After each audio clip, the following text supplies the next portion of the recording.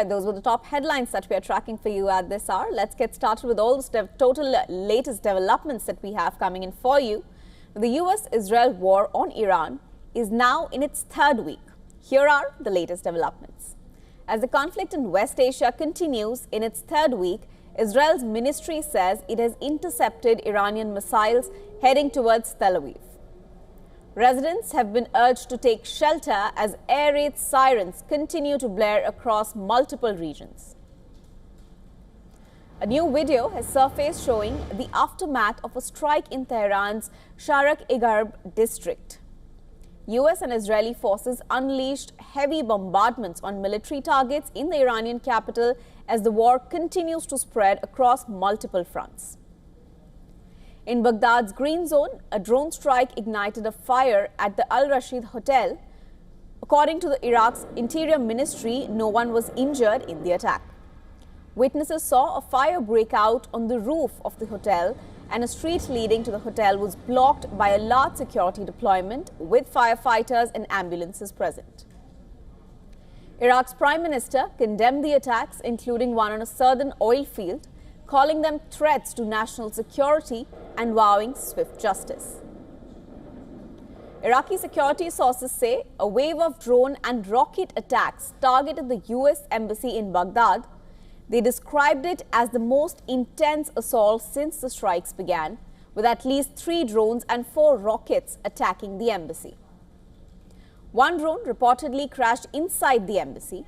The attack comes hours after air defense thwarted a rocket attack on the embassy.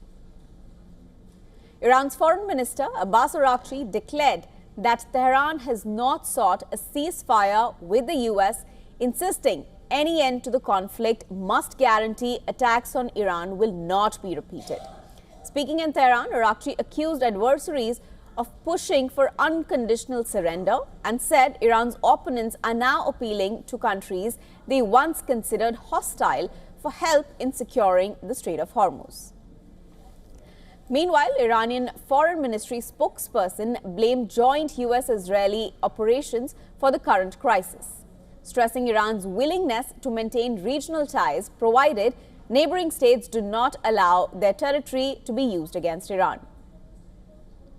Meanwhile, US President Donald Trump said several countries are reluctant to join US efforts to secure the Strait of Hormuz as US wages a war against Iran.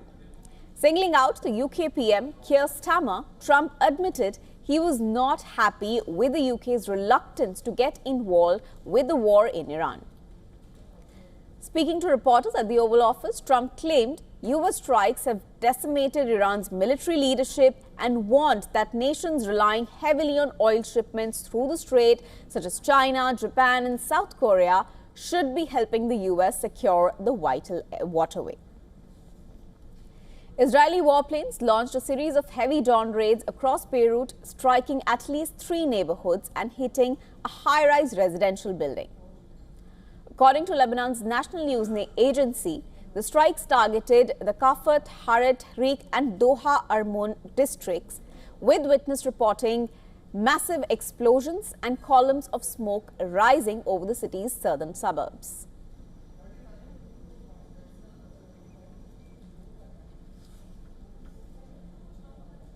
Those were the latest developments as far as the war is concerned. Earlier, we were joined by Elizabeth Lars, adjunct senior fellow at the Pacific Forum, live from Taiwan. Listen in to what she had to say. The picture becomes more complicated. Certainly, we have not seen Mohammad Khamenei, in reliably live, video. So there is a question if he's alive. The latest I've been hearing is that he was injured in the attack that killed his father. However, we don't know the extent of the injury. So he could be severely injured, and this is why we're not seeing live coverage of him.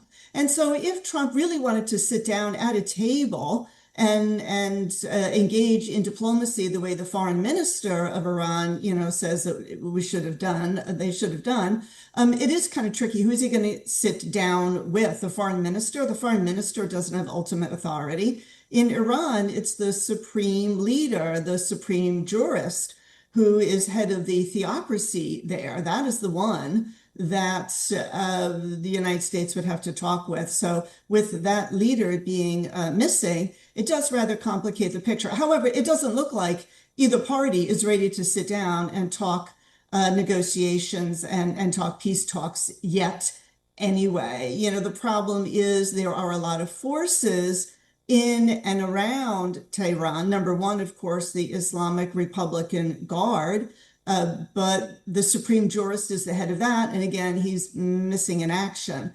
And then there are other splinter groups that really could prolong this fight for a long time.